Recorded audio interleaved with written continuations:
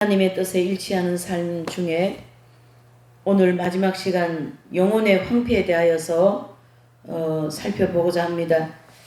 이 시간에 이 모든 내용을 통하여 우리가 더 하나님께 가까이 갈 수 있도록 은혜를 베풀어 주시고, 또 이 내용을 통하여 더 신앙의 본질을 발견할 수 있는 귀한 시간이 되도록 은혜를 베풀어 주시옵소서.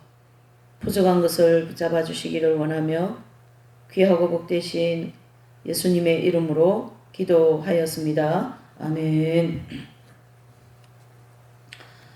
네, 이제 오늘 이제는 이 하나님의 뜻에 일치하는 삶 마지막 장 6장입니다. 6장 제목은 영혼의 황폐라는 그런 이제 주제입니다. 그래서 영혼의 황폐라는 이 단어는 어쨌든 그렇게 우리가 뭐 되게 유쾌하게 받아들일 그런 단어는 아니죠. 육적으로 이렇게 표면적으로 볼 때. 하지만은 이 오늘 내용을 우리가 살펴보면서 영혼의 황폐의 이 과정이 얼마나 하나님의 은총의 시간인가, 그것을 또 다시 한번 알게 될 것이고, 또 모든 것이 이 하나님께로 왔다라는 그런 그 더 깊은 그 하나님의 뜻을 알 수가 있는 거죠. 자, 그래서 오늘은 성경 구절을 하나 보시고 나가겠습니다. 고린도후서 12장 9절의 말씀이 되겠어요. 고린도후서 12장 9절 말씀. 내가 내게 이르기를 내 은혜가 내게 족하도다. 이는 내 능력이 약한 데서 온전하여짐이라 하신지라. 이러므로 도리어 크게 기뻐함으로 나의 여러 약한 것들에 대하여 자랑하나니 이는 그리스도의 능력으로 내게 머물게 하려 함이라. 이 본문의 말씀과 오늘 이 영혼의 황폐에 대한 내용이 굉장히 일치하고, 이게 얼마나 우리에게 이 영혼의 황폐, 영혼의 연약함, 영혼의 메마름, 이런 시간들이 큰 은총의 시간이라는 걸 우리에게 이제 알려주고 있습니다. 그래서 우리는 자신을 위해 영성적이거나 물질적인 면에서 도움이 되는 사람을 잃을 때가 있다. 이럴 때 이것을 하나님의 거룩한 뜻으로 보는 눈을 가져야 한다. 성덕을 쌓았다는 사람 중에 더러는 이러한 점에 부족한 경우를 본다. 우리가 영성적으로 거룩하게 되는 것은 영적 지도자로부터 연유되는 것이 아니고 하나님께로부터 나온다는 것을 잊어서는 안 된다. 하나님께서 우리에게 영적 지도자를 보내주신 것은 그 영적 지도자를 우리의 선익을 위해서라고 하신 것뿐이고, 그러므로 만일 하나님이 우리에게서 영적 지도자를 거두어 가신다면 그것은 분명 우리의 선익을 위해서 그렇게 하시는 것이므로 우리는 슬퍼하거나 당황하지 말고 조용하게 하나님께 대한 믿음을 한층 더 깊게 하면서 그 좋으신 뜻을 헤아리도록 해야 된다. 그리고 이렇게 말할 수 있어야 합니다. 주님, 당신께서 저에게 훌륭한 지도자를 보내어 주시어 저를 도와주셨나이다. 이제 당신의 뜻이 있어 그를 거두어 가셨습니다. 감사합니다. 주님의 뜻은 찬미 받으소서. 다만 당신께서 저에게 이제 어떻게 해야 하는지를 가르쳐 주십시오. 이런 식으로 우리는 하나님이 보내주시는 십자가를 받아야 한다.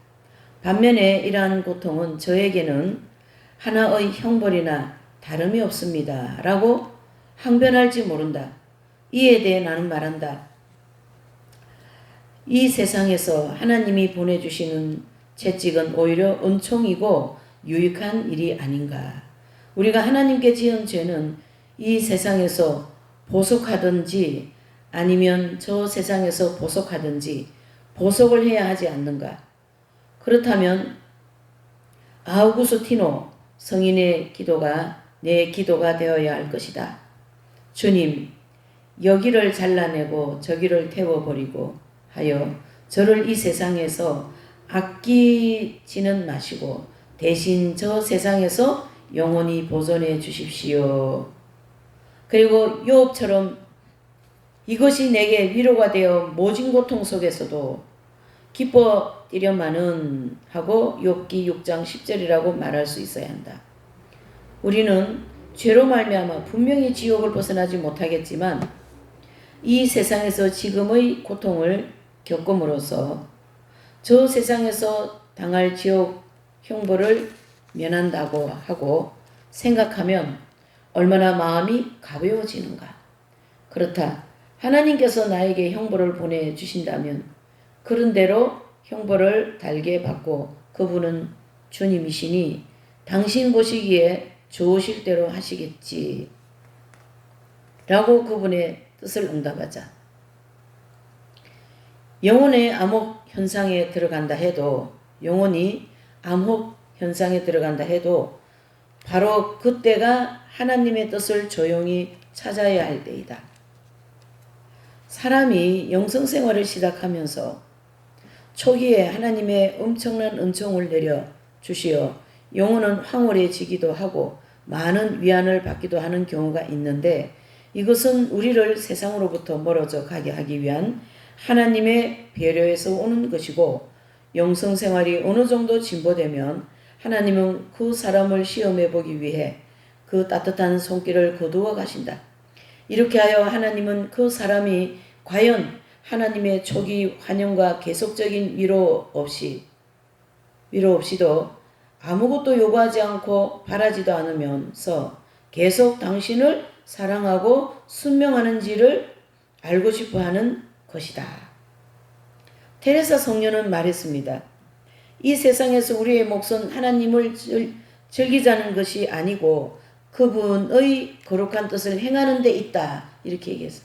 우리가 하나님을 믿고 기도도 많이 하고 영적 생활을 잘해서 주님께 위로도 받고 하나님 기도 응답도 받고 내가 원하는 것도 많이 얻은 그런 것에 있는 것이 아니라 오직 우리는 그분의 뜻을 따르는 데 있다. 이런 뜻이에요.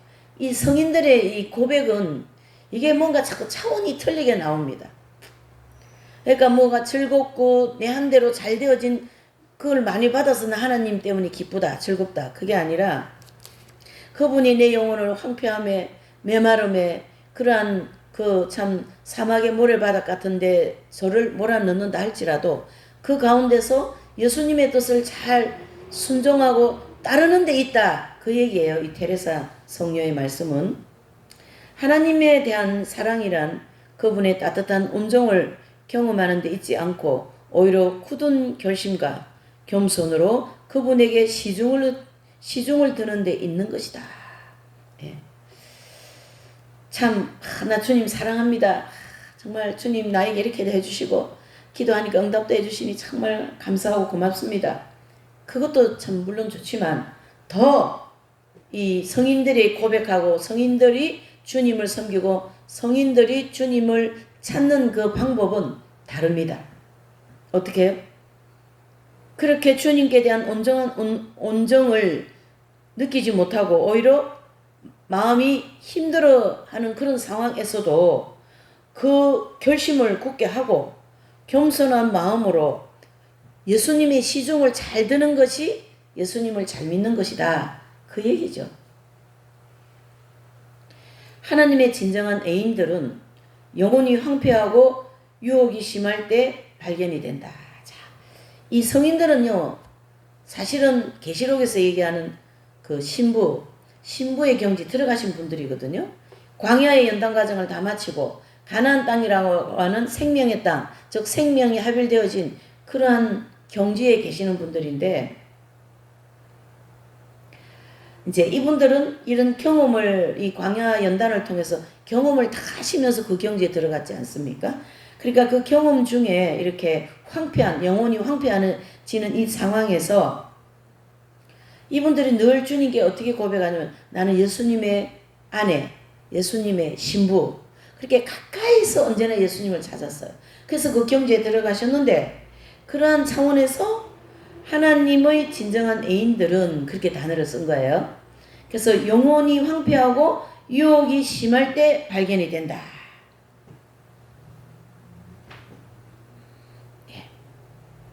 그러니까 예수님의 그 신부 내지는 애인들 뭐 이렇게 얘기해 보면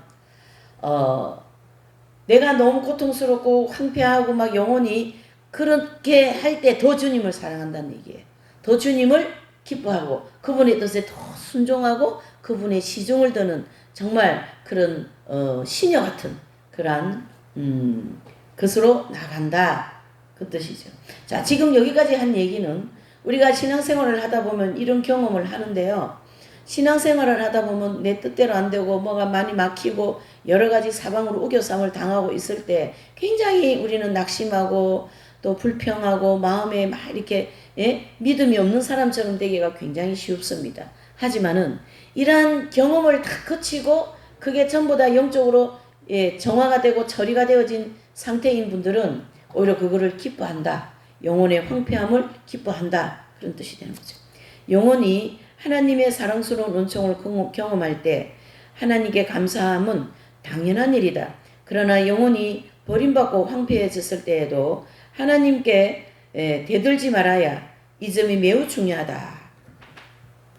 막 불평하고 막 그렇지 않으면 마음이 막 울퉁불퉁하고 뭐 하던 일도 안 하려고 그러고 뭐 사명 감당도 소홀해지고 이런 어떤 매너리즘 같은데 빠지기가 쉽다. 그래서 그게 빠지지 않으려고 노력하고 기도 시간 되면 또 기도하고 희게 돼야 되는데 이게 참 그렇습니다.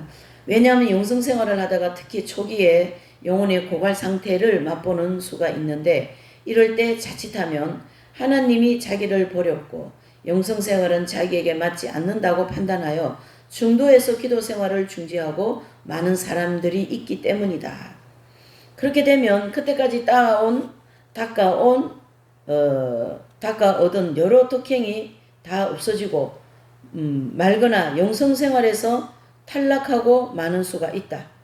영혼의 황폐 상태야말로 하나님께 의지하고 하나님을 믿고 그분의 뜻을 헤아리는 훈련을 할 수 있는 가장 좋은 시기다.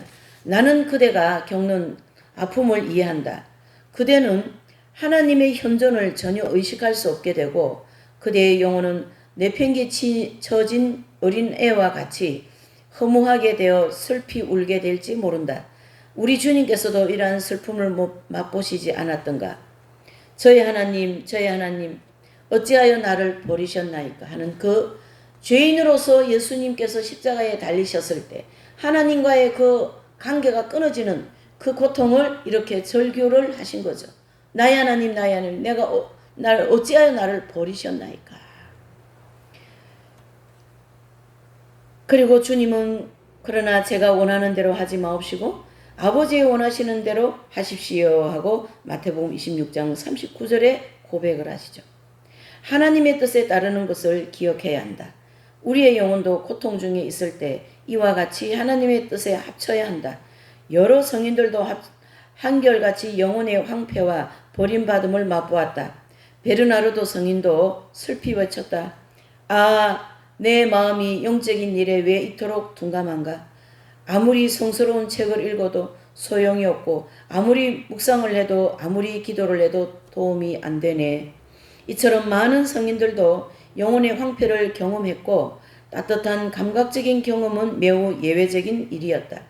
더러 감각적인 따뜻함을 맛보는 경우가 있기는 하지만 이러한 현상은 하나님께서 아직 그것을 경험해보지 못한 영혼이 성화를 향하여 발길을 멈추지 않도록 마련하시는 배려이다. 그러나 진정 우리에게 상급을 마련해 두신 것은 이 세상에서가 아니라 저 세상에서의 기쁨과 행복이라는 것을 잊어서는 안 됩니다. 이 세상은 우리의 노고의 대가를 점수로 얻는 것이고 하늘나라는 그 점수를 가지고 보상과 행복을 얻는 것이다. 즉 우리가 이 땅에서 예수님의 이름으로 행한 모든 것이 다 이 땅에서 보상이 아니라 천국 가서 상급으로 우리에게 보상을 해주므로 그 상급의 그 이치에 따라서 천국도 자기 자리가 정해지지 않습니까? 그래서 그 상급이 이 땅에 살면서 우리가 금이나 은이나 보석 같은 행위가 있고 나무나 풀이나 집 같은 행위가 있다 이런 뜻입니다. 그래서 천국에서 받을 수 있는 그 행복은 그 보상은 바로 금, 은, 보석같이 행한 거 오른손이 하는 일이 왼손이 모르게 하고 오른쪽 밤을 돌려대면 왼쪽도 돌려대고 겉옷을 달라면 속옷까지 내어주는 이러한 예수님의 이름으로 한 모든 것이 다 금은 보석이다. 그것을 천국에서는 상급으로 갚아준다. 그런 뜻이 되는 거죠. 그러므로 성인들은 이 세상의 감각적인 평온과 기쁨을 추구하는 대신 고난과 극기로 단련된 굳은 영혼의 열정을 추구했다. 아빌라의 요한 성인은 이렇게 말했습니다. 하나님의 뜻을 헤아리는 영혼의 고갈 상태와 유혹을 견뎌내는 것이 하나님의 뜻을 헤아림 없이 기도를 통하여 얻어지는 황홀경보다 얼마나 나은 일인가. 자, 우리가 기도를 통하여 황홀경에 빠지고 어떤 감각적인 은혜를 받는 것도 있지만은 그거보다도 그 영혼의 고갈 상태에서 그 유혹을 견디고 하나님의 뜻을 따라가는 그것이 더 귀하다. 그런 뜻이죠. 혹 그대는 말할지 모른다. 예, 제가 겪고 있는 이 영혼의 고갈 상태가 하나님이 저의 영성 생활에 선익을 위하여 보내주시는 거라는 확신이 있기는 한다면 확신이 있기만 한다면 얼마든지 견뎌낼 수 있지요. 그런데 저는 그것이 제 노력 부족을 보시고 하나님께서 내리시는 책벌이라는 의식 때문에 지옥 같은 고민을 하고 있거든요. 사실 제가 할 수 있는 노력은 다 한 셈인데 어째서 이런 영혼의 고갈을 맛보아야 하는지 모르겠습니다. 이런 이제 그 고갈 상태에 들어간 사람의 말이에요. 자, 그래 사실이 그렇다고 치자. 그렇다면 무엇을 해야 옳은가? 그야 말할 것도 없이 좀 더 힘써서 기도와 수련에 노력을 기울여야 할 것이다. 영혼의 건조 상태는 영성생활의 진보를 위하여 누구나 겪는 하나의 주기적인 현상이고 그것을 미리 알면서 노력을 계속하여 그 고비를 넘기기만 하면 되는 것을 공연히 낙담하고 기도를 중도해서 포기하거나 게을리한다면 그것은 이중적으로 영성생활에 피해를 주는 결과를 가져온다는 것을 잊지 말아야 한다. 이 영적 건조가 그대의 게으름을 책망하시려고 내리신 벌이라고 치자. 그것도 하나님께서 보내시는 것이 아니겠느냐. 그렇다면 영혼의 건조 상태를 하나의 양심이라도 되는 것처럼 받아들이고 하나의 양념이라도 되는 것처럼 받아들이고 그대의 뜻을 하나님의 뜻에 합쳐라. 방금 그대는 지옥에 떨어질 자밖에는 없다고 말했다. 그런데 그대는 지금 그런 자격에 대해 불평을 하고 있다. 자기 분수에 넘치게 하나님께서 위안을 보내주시지 않는다고 이러한 생각은 모두 없애버리고 하나님의 섭리 아래 인내의 성덕을 실천하라. 다시 한번 힘을 내어 기도하는 의무를 시작하고 처음에 가졌던 열정으로 목표하는 길을 걷도록 하여라. 그리고 앞으로는 이러한 현상에 대하여 아무런 두려움을 가지지 말고 오히려 내 겸손이 부족하고 내가 하나님의 뜻에 온전히 합하지 않았다는 것을 두려워하라. 그리하여 하나님의 섭리에 모든 것을 맡긴 채 오 주님 당신께서 보내주신 이 책벌을 저는 기꺼이 받겠으며 그것이 당신을 기쁘게 해드린다면 얼마든지 견디어내겠습니다. 제가 이러한 고통을 겪는 것이 당신의 뜻이라면 이 영혼의 황폐 상태가 영원히 계속된다 해도 저는 만족하겠습니다. 라고 해야 할 것이다. 이러한 기도가 얼마나 어려운 일인지 모른다. 그러나 그것은 달콤한 감각적인 위로보다 훨씬 더 유익하다. 영혼의 상태가 반드시 책벌은 아니라는 것을 분명히 알아두어야 한다. 왜냐하면 때때로 영혼의 황폐감이 우리의 영성을 한층 더 높이는 차원으로 이끌어 올리고 나를 겸손하게 만드시기 위한 하나님의 섭리이기 때문이다. 바오로 사도는 자기가 받은 특권이 헛되이 될까봐 하나님이 그를 심한 유혹으로 몰아붙였다고 말한다. 그 계시들이 엄청난 것이기에 더욱 그렇습니다. 그래서 내가 자만하지 않도록 하나님께서 내 몸에 가시를 주셨습니다. 그것은 사탄의 하수인으로 나를 줄곧 찔러대 내가 자만하지 못하게 하려는 것이었습니다. 하고 고린도후서 12장 7절에 말씀하고 있는 거죠. 감각적인 신심기도는 그다지 커다란 가치가 없다. 식탁의 친교나 즐기는 친구도 있으니 그는 내 고난의 날에 함께 있어 주지 않으리라. 잠언서 6장 10절의 말씀인데요. 이게 무슨 말씀의 뜻이냐면요. 식탁에 많은 친구들과 우리가 음식을 나누면서 친교를 가지지만 내가 고난받을 때 그 식탁에서 친교를 나누던 친구들은 아무도 없다라는 것이죠. 예. 식탁에 같이 앉아 있는다고 다 진정한 친구가 되는 것은 아니다. 그런 뜻이죠. 그대가 도움이 꼭 필요할 때에 이익을 생각하지 않고 도와주는 사람이라야 진정한 친구라 할 수 있다. 하나님께서 그대에게 영혼의 어두움과 황폐감을 맛보게 하실 때에 진정한 친구를 알게 된다. 사막 교부들의 생애를 쓴 펠라지오는 수도 생활을 하는 동안 심한 영혼의 메마른 상태를 맞이하게 될 때 자기의 고민을 수도 원장 마카리오에게 호소하며 도움을 청했다. 이 성스러운 수도 원장은 다음과 같은 조언을 해주었다. 그대가 메마르게 느껴지고 기도하는 것이 시간의 낭비처럼 될 때에 이렇게 하시오. 자, 내가 더 이상 기도할 수 없으니 여기 네 방에서 하나님의 사랑을 기다리는 것에 머무르는 것으로 만족하자. 라고 말입니다. 신실한 영혼이여, 만일 그대도 기도에 아무런 발전이 없어 보이고 기도를 포기해야겠다는 생각이 들거든 위의 이야기처럼 해보시오. 그리고 나는 여기를 떠나지 않으리라. 그것은 다만 하나님을 기쁘게 해드리기 위해서지 라고 마음먹고 그대로 행하시오. 프란시스코 살레시오 성인은 일찍이 말하기를 만일 우리 기도가 그저 분심과 유혹을 물리치는 일 이외에 하는 것이 없다면 그것은 훌륭한 기도라고 했다. 타올로가 말하기를 영혼의 고갈 상태에서 지속적으로 기도를 계속하는 것은 감각적으로 무엇인가가 느껴가며 하는 기도보다 커다란 은총을 받게 될 것이다 라고 말했습니다. 로드리게스 성인은 40년간 영혼의 메마름에도 불구하고 기도를 인내롭게 한 사람은 결국 커다란 영적인 강인함을 체험했다고 예를 들었다. 그는 영적 메마름으로 인해 묵상이 어려워질 때마다 영적으로 나약해지고 선행을 할 수 없음을 느꼈던 것이다. 보나멘투라 성인과 게르손도 말했습니다. 묵상할 때에 감각적으로 무엇을 느껴야만 제대로 되는 것이라고 생각하는 사람이 있다. 그러나 사실 그런 감각적인 느낌이 없이 기도하는 편이 하나님께 더 커다란 봉헌이 된다는 것을 알아야 된다.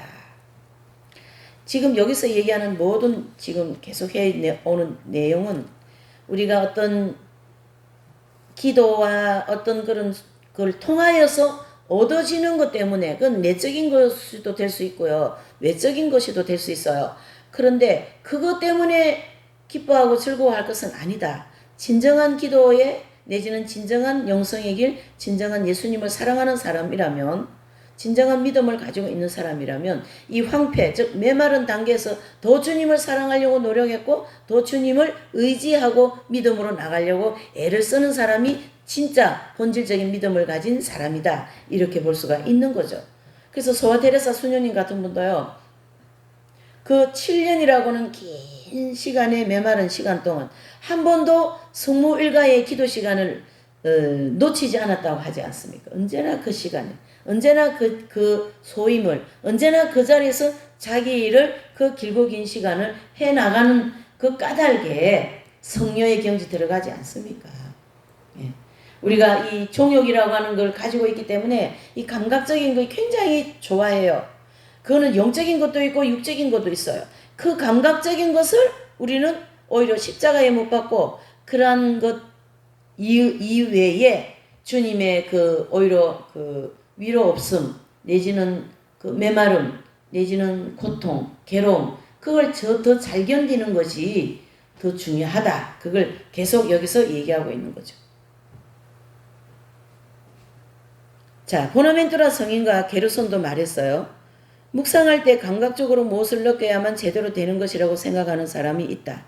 그러나 사실 그러한 감각적인 느낌 없이 기도하는 편이 하나님께 더 커다란 봉헌이 된다는 걸 알아야 된다. 왜냐하면 아무런 감각 없이 기도를 지속적으로 함으로써 그 사람은 자기가 부족하다는 것을 알고 자기를 낮출 줄 알기 때문입니다. 겸손해지는 거죠. 겸손해지는 거죠.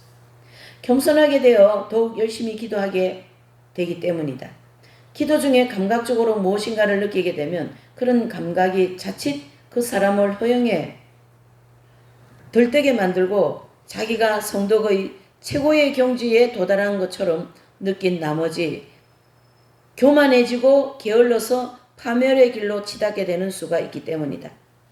앞에서 말한 영혼의 고갈 상태는 우리를 유혹에 빠지게 한다. 예를 들면 우리의 믿음에 대하여 혹은 순결에 대하여 또는 기타 수독 생활의 여러 가지 면에서 유혹을 받게 될 때에 우리는 그러한 유혹을 단호하게 물리쳐야 하겠지만 만일 그러한 시련을 우리에게 주시는 것이 하나님의 뜻이라면 우리는 공연히 실망하고 슬퍼할 것이 아니라 하나님께 온전히 자신을 맡기고 그분의 뜻을 따르는 순명의 덕을 실천해야 할 것이다. 예. 이 내용이 정말 여러분 이 유혹이라는 것은 굉장히 다양한 방법으로 옵니다. 우리에게. 겉으로 보이게 오고요. 그 내면으로 오고 표면적으로 오는데요. 이 표면적으로 오는 건 빨리 알아차릴 수가 있는데 내면으로 오는 이 유혹들은요. 굉장히 교묘하게 넘어가질 수밖에 없는 그런 자기 생각과 자기 감정에 그렇게 되는 것이죠. 그래서 굉장히 냉철하게 자신을 판단을 해야 됩니다. 자신에 대해서 우리는 굉장히 관대하고 하나님에 대해서는 굉장히 냉철합니다. 그것이 반대가 돼야 돼요. 하나님에 대해서는 하나님이 주시는 그 고난과 쓴 모든 것을 다 감사함으로 받아들이는 게 하나님께 대한 간대함이고 또 나 자신에 대한 냉철함은 내가 이런 행동을 하고 이 유혹에 빠져서 이런 영적인 음행이 되고 말이죠. 이런 영적인 그런 폐허가 되어진 그 상태에 대해서 냉철하게 자신을 생각해서 거기로부터 빨리빨리 끊어내야 되고 거기로부터 유혹을 물리치고 주님께 기도해야 되겠죠. 그것을 물리치고 그런 것을 넘어가지 않도록 은혜를 주시라고 우리가 겸손한 마음으로 기도를 할 때 그 은총이 주어지는 거죠. 저 역시도 마찬가지입니다. 그래서 하나님이 이런 우리에게 시련을 주시는 것은 사실은 겸손하고 순결해지게 하기 위한 하나님의 은총을 이라 생각해야 되는 거죠. 이런 연단이죠.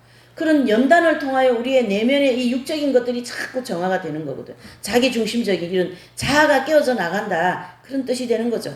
우리의 에고라고도 얘기하죠. 그 자아, 자기에 대한 애정이라는 거예요. 너무나도 더럽고 지저분한 것입니다. 그런 모든 것들은. 그러므로 우리가 심한 유혹에 희생물이 되고 있을 때라도 하나님께서 우리의 호소의 길을 막고 계신 것처럼 느껴질지라도 바오로 사도의 모범을 따라 다음과 같이 기도해야 합니다. 주님, 불쌍한 저에게 당신의 뜻을 이루소서. 당신의 은총이 이미 제게 충분하오니 당신께서 원하시는 대로 저를 이끄소서. 다만 한 가지 저에게 당신의 은총을 거두지 마옵소서. 아멘. 이렇게 기도해야 됩니다. 유혹에 내맡기는 행위는 하나님의 은총을 잇는 행위입니다. 유혹을 물리치는 행위는 우리를 겸손하게 만들고 더 큰 선익을 가져다 주며 하나님께 더욱 가까워지게 한다. 그리하여 우리가 하나님을 거역하는 일 없이 그분의 거룩한 뜻에 좀 더 밀접하게 합칠 수 있게 된다. 마지막으로 우리의 죽음에 대해서도 하나님의 뜻을 생각해 보아야 한다. 죽음의 때와 그 방법에 대하여 생각해 보자. 어느 날 제르투루스다 성녀가 산길을 걷다가 발을 헛디뎌 낭떠러지에 떨어지면서 동행하던 다른 수녀님들이 도와서 성녀를 구출해냈습니다. 그런 다음 수녀들이 성녀에게 낭떠러지에 떨어지면서 죽음에 대한 두려움이 없었는지, 또 죽기 전에 병자 성사를 받지 못하고 죽는 것에 대하여 두려움이 없었는지 등의 질문을 하자 성녀는 이렇게 대답했습니다. 물론 죽기 전에 성사를 받고 마음에 끄리낌 없이 죽음을 맞이하는 것을 바라고 그렇게 하는 것이 바람직하지요. 그러나 나에게는 그보다 하나님의 뜻이 더 중요합니다. 내가 죽을 때 가장 행복하게 죽는 법은 하나님의 뜻에 가장 온전히 나를 맡기는 그 뿐이지요. 그러므로 하나님께서 나에게 어떠한 죽음을 주시더라도 나는 그러한 죽음을 바랄 뿐 다른 소원은 없습니다. 이렇게. 여기에 그레고리오 성인의 대화록이라는 작품 중에서 어느 신부에 대한 이야기를 인용한 까닭이 있습니다. 인용할까 합니다. 산톨로라는 이름을 가진 신부의 이야기인데, 이 신부가 반달족, 이 반달족은요 서기 455년경에 로마를 점령하고 스페인 그 지방을 휩쓸었던 그런 이제 그 반달족입니다. 그 서기 455년에까지 로마가 아주 건재했는데 그 모든 문화와 모든 지식과 모든 것이 다 로마로 되어 있지 않았습니까? 그 세상 문명 전체가 다 로마가 중심이 되었은 그 강력한 로마를 이 반달족이라는 이 족속이 그냥 쳐부숴 버렸거든요. 그래서 로마가 점령이 당하는 거죠. 그때 이제 그 역사적으로 보면. 그래서 이제 이 신부님이 이제 그러니까 이 신부님의 이야기인데, 이 신부가 반달족에게 붙잡혀 가서 사형 선고를 받게 되었어요. 그 이제 막 그 난리가 난 그 상황에서 이들 반달족 군인들은 산톨로 신부에게 물었어요. 어떤 방식으로 사형을 받겠느냐? 내가 선택하라. 이렇게 했어요. 그러니까 이 신부님이 나는 하나님의 손 안에 있는 사람이다. 하나님께서 내가 어떠한 방식으로 죽기를 원하시든지 나는 관계없다. 하나님의 뜻하시는 대로 어떤 방식이든 달게 받겠다. 이렇게 담대하게 그 순교 현장에서 이제 말을 했어요. 이런 호소가 얼마나 하나님을 기쁘게 했던지 그는 기적적으로 참수 집행자의 손을 벗어나 살게 되었습니다. 결국 순교를 못했어요. 오히려. 네. 그것은 이 반달족의 군인들이 신부의 이 온유한 태도에 크게 감화를 받아 그를 놓아준 까닭이었습니다. 그러므로 우리가 죽음을 맞이할 때에 오로지 하나님이 원하시는 가장 좋은 방식으로 우리를 죽게 해달라고 기원하면서 하나님의 뜻을 받아들여야 할 것이다. 우리가 죽음을 생각할 때에 이러한 기도가 나와야 할 것이다. 오 하나님, 저는 한 가지만을 바랍니다. 그것은 제 영혼을 구해주시는라는 것뿐 어떠한 방식으로 죽음을 주시든 그것은 모두 당신의 뜻에 맡기겠나이다. 이렇게 고백했어요. 그러니까 죽음까지도 전폭 다 주님께 맡기는 그런 기도와 고백과 어떤 신앙의 여정이다. 이렇게 볼 수 있는 거죠. 죽음이 다가왔을 때 우리의 뜻을 하나님의 뜻에 합치는 것은 대단히 중요한 일이다. 이 세상이란 늘 고통이 연속이 아닌가. 유혹이 끊임없이 우리를 괴롭히고 항상 하나님과 멀어지는 위협을 안고 사는 세상이 아닌가. 다윗 임금도 하나님께 호소하였다. 저들이 쳐놓은 덫에서 나쁜 짓 하는 자들의 올가미에서 저를 지켜주소서 하고 시편 141편 이제 9절에 말씀합니다. 테레사 성녀도 하나님을 잊는 위험성에 대하여 늘 고민했는데 그는 시간을 알리는 종소리가 날 때마다 기도했어요. 아, 이제 하나님과 떨어지지 않고 한 시간이 지났구나. 이제 돌아오는 한 시간도 하나님과 떨어지는 일이 없이 지나게 해 주십시오. 이렇게 기도한 거예요. 그 성모일가 속에 기도가 있지 않습니까? 기도하고 나면 이제 하나님과 떨어지지 않았다는 얘기죠.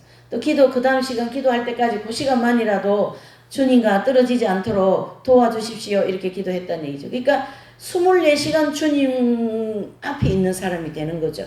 그래서 코람데오 신앙이라는 말이 있고요. 임마누엘이라 언제나 주님이 나와 함께 하시는 거죠. 임마누엘. 예. 예. 같은 맥락에서 아빌라의 요한 성인도 말했어요. 예. 세상에는 하나님과 멀어지는 위험이 너무나도 많기 때문에 많은 의인들은 하나님과 멀어지는 것보다 하나님의 은총이 떠나기 전에 죽음을 바랐다. 예. 이 의인들은요, 하나님과 떨어지는 걸 제일 겁나고 했어요. 우리도 마찬가지. 내가 저런 어려움이 있고 이런 고난이 있고 문제 해결이 안 되고 기도 응답이 안 되고 이런 괴로운 마음이 많지 않습니까? 이럴 테면. 예. 그 과정에서도 하나님과 떨어질까봐 무서워해야 되는 거예요. 하나님 날 버리시면 안 되지요. 그것은 믿음이 없어서가 아니라 주님을 더 신뢰하고 주님께 더 가까이 가고자 하는 열망에서 나오는 마음 상태인 것이죠. 잘 생각해보라. 참으로 사람이 하나님의 은총 안에 있으면서 훌륭한 죽음을 맛보는 것보다 바람직하고 기쁜 일이 어디에 있겠는가. 우리가 오래 살면 살수록 하나님의 은총을 잃어버릴 위험도 비례적으로 많아지는 것이 아니겠는가. 그대가 만일 모든 죄를 고해하고 하나님의 은총 아래 있을 때 당장에 하나님의 부르심을 받아 이 세상을 떠난다고 가정해보자. 그 얼마나 순결한 상태로 맞는 죽음인가. 도울의 삶으로서 혹 대죄에 빠지지 않는다고 누가 장담할 수 있겠는가? 이 내용은요, 우리가 주님 앞에 가기 전에 곁길로 가지 않는다고 누가 장담할 수 있겠냐 말이에요. 유혹에 빠지지 않을 거라고 누가 장담할 수 있겠냐, 이런 뜻입니다. 우리 신앙은 절대 장담하면서 살 수 있는 신앙이 아닙니다. 언제나 두렵고 떨리는 마음으로 주님의 뜻을 따라야 된다, 이 뜻이죠. 비록 대죄에 빠지지는 않는다 해도 소재를 전혀 안 짓고 살기란 극히 어려운 일이다. 가톨릭에는요, 이 죄를 대죄와 소재로 나누고 있지 않습니까? 그 대죄는 막 큰 이런 어떤 엄행하고 막 외도 막 이런 큰 죄를 이제 한다면, 소재는 우리가 생활 속에서 뭐 내가 뭐 조금 짜증이 나고 또 저 사람에 대한 미운 마음도 생기고 내 뜻대로 안 되니까 뭐 불평도 이런 소재가 있는데, 그 소재를 안 짓는 사람이 없는 거죠. 생활 속에서 우리가 죄를 얼마나 많이 큰 죄, 작은 죄를 짓지 않습니까? 예. 왜 우리가 그다지 목숨에 대한 애착을 가져야 하는가? 오래 살면 살수록 우리는 더 많은 죄를 짓게 되는 것이 아니겠는가? 요즘같이 또 100세 시대 해가지고 얼마나 막 오래 살려고 말이죠. 좋은 거는 다 먹고 그렇지 않습니까? 네. 참 그런 것 같아요. 예. 자, 이것은 베르나르도 성인이 한 말이다. 아무리 훌륭한 일을 많이 해냈다 하더라도 한 가지의 적은 소재가 하나님을 불쾌하게 한다. 그러니까 이 완전하게 성화되어진 분들의 고백이에요. 예. 하늘나라를 열망하지 않는다는 것은 하나님을 사랑하지 않는다는 증거이다. 진정으로 사랑하는 사람들은 서로 같이 있기를 열망한다.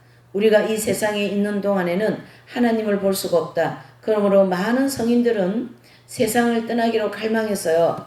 그래야만 저 세상에 가서 사랑하는 하나님과 얼굴을 맞대면서 애인을 만나듯이 하나님을 만날 수 있기 때문이다. 이렇게 고백합니다. 얼마나 주님을 사랑했으면, 예? 이런 예수님을 사랑하려고 하는 이런 마음이 우리에게 좀 필요하죠.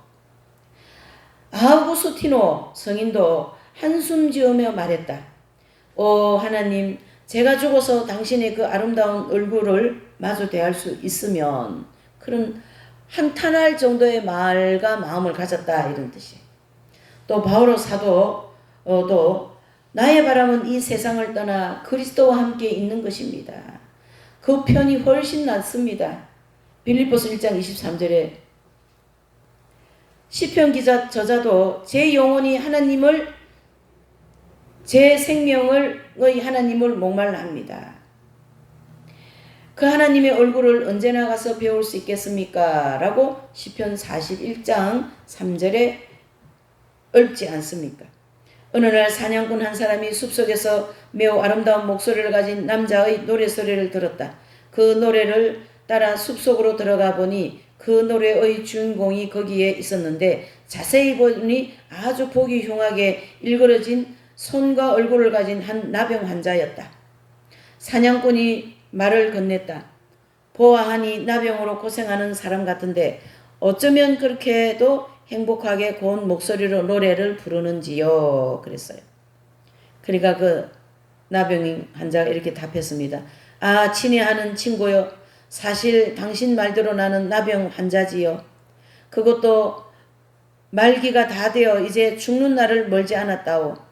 지금 내 몸은 무너지는 울타리에 지나치지 않는 울타리에 지나지 않습니까? 그리고 이 울타리만이 나를 하나님과 떼어놓는 유일한 장벽이지요. 이 장벽이 무너지면 여기서 울타리는 자기 육체를 얘기합니다. 나병이 걸려서 육체로 이제 새할 대로 새해진 그 육체를 울타리로 이렇게 이제 그 울타리만 벗어나면 이제 하나님을 만난다 이런 뜻이죠. 네. 이제 남은 시간이 얼마 안 되었다는 것을 나는 아오. 그러기 때문에 이처럼 매일 목소리를 높여가며 하나님께 내가 얼마나 행복한가를 노래로 아뢰고 있다오. 이렇게 답했어요. 참 아름다운 죽음을 맞이하지 않습니까? 그 죽음의 아름다움을 맞이하는데 조건이 필요 없어요. 나병 환자든 말기든 초기든 아무 조건이 필요 없다. 오직 내가 이 장막을 벗고 하나님을 만나는 거기에 초점이 되어 있기 때문이죠. 마지막으로 우리는 은총의 정도와 영광에 관하여 어떻게 하나님의 뜻을 실천해야 하는가에 대하여 한마디 해야겠다. 우리가 하나님께 영광이 되는 일을 존중해야 하는 것은 당연한 일입니다. 그러나 하나님께 영광이 되는 일을 위해 열심히 일하는 것보다 중요한 것은 하나님의 뜻을 실천하는 일이다. 우리가 무엇보다도 하나님을 사랑해야 한다는 것을 당연한 일이다. 그런데 하나님에 대한 우리의 사랑은 하나님께서 각자에게 기대하는 정도가 따로 있고 그 이상을 벗어나지 않는 한도 내의 사랑이어야 되는 것이다. 아빌라 요한 성인의 말을 빌려보자. 모든 성인들은 더 많은 은총 속에 살기를 바라고 살았다고 나는 생각한다.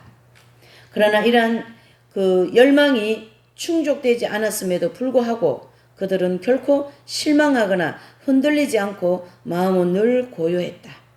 왜냐하면 그들이 바라는 것보다 더 큰 은총은 자신의 선익을 위해서가 아니라 하나님의 선익을 위한 것이었기 때문입니다. 성인들은 자기가 받은 은총에 늘 만족하며 살았고 하나님이 주시는 은총을 그분의 뜻으로 알고 살았습니다. 로드리게스 성인의 말대로 우리는 완전을 목표로 삼고 열심히 노력해야 한다. 우리의 게으름이나 늘어짐이 하나의 구실을 마련하는 일이 있어야 한다. 도로 이제 나는 내가 할 수 있는 일은 다 했어. 더 이상 나는 할 수가 없어. 이제 남은 것은 하나님께서 도와주셔야 하는 것뿐이야 라고 한탄하는 경우가 생긴다. 분명히 이러한 막다른 상황은 실망스러운 일이다. 그렇지만 이렇게 궁지에 몰린다 해도 결코 실망해서는 안 된다. 딱한 사정에 처하게 되는 것도 다 하나님의 뜻에 따르는 것이니 당황하지 말고 용기를 내어 조용히 그분의 뜻을 헤아려야 할 것이다. 실망 대신 나는 겸손되이 낮추고 하나님의 더 크신 도우심을 기다리며 영성생활의 고속도로를 달려야 할 것이다. 한편 우리는 하늘나라에서 천사들의 반열에 들어가기를 바라야 한다. 그것은 나 자신의 영광을 위해서가 아니라 하나님의 영광을 위한 것이어야 하고 하나님을 사랑하기 위한 것이어야 함을 물론이다. 또 하나님의 영광을 위한 것이라 해도 하나님의 뜻을 실천하는 범위를 벗어나지 않아야 한다는 것을 잊어서는 안 된다. 기도 생활에서 초자연적인 선물, 즉 탈원 상태에 들어가는 것, 계시를 받는 일, 무엇인가를 환상으로 보는 일 등을 기대하는 것은 큰 잘못이다. 깊은 영성생활의 스승들의 말에 따르면 기도를 통하여 이러한 초자연적인 현상이 자기에게 일어난다 하더라도 자기는 하나님께 이러한 특권을 빼앗아 달라고 기도하는 것이다. 이러한 초자연적인 선물은 순수한 하나님에 대한 사랑, 참다운 믿음의 방해가 되기 때문이고 안정감 없이 신앙생활이 되기 때문이라고 한다. 많은 성인들 중에는 이러한 초자연적인 선물 없이도 완덕에 이른 사람들이 얼마든지 있다. 성덕 중에 우리를 성화시키는 완전한 성덕은 무엇인가? 그것은 하나님의 뜻에 우리의 뜻을 합치는 그 성덕이다. 하나님께서 우리를 완덕과 영광으로 올려주시지 않으신다면 그런대로 우리의 뜻을 그분의 뜻에 맞추어 그분의 자비를 빌고 자기 영혼의 구원을 허락해 주십사 하고 기도하라. 우리가 이와 같이 하나님의 뜻을 따른다면 하나님으로부터 받을 상급이 크다는 것을 잊지 말라. 하나님께서 당신의 뜻에 모든 것을 맡기는 사람을 사랑하시기 때문입니다. 마지막으로 식탁에 친교나 즐기는 친구도 있으니 그는 내 고난의 날에 함께 있어주지 않으리라. 그래서 전도서 6장 10절의 말씀입니다. 자, 우리가 주변에 많은 일이 있고 친구가 있고 나의 도움을 줄 사람이 많이 있다 할지라도 막상 내가 고난을 받고 고통을 받을 때 그들은 내 주변에 아무도 없더라는 얘기죠. 저 역시도 그런 경험을 하고 지나고 있습니다. 여러 가지 직분이나 또 어떤 장자리를 맡아서 일을 할 때는 참 이분저분 많은 이렇게 연결이 되어 있었지만 지금은 제가 어떤 그런 것도 내려놓고 이제 이제 진리 증거하는 일만 이렇게 하고 있지 않습니까? 예, 교회 이제 이 말씀 증거하고 또 이제 신학교 증거하고 이제 이런 일만 이제 하고 있는 입장에서 하나님께서 그동안 참 제 주변에 여러 많은 사람들을 이렇게 같은 동역도 하게 하고 영적인 그런 동역도 하게 하신 분들을 지금은 다 떠나보내고 그야말로 홀로 하나님께서 이 사막의 길을 걷게 하신 이런 시간을 보내고 있는데요.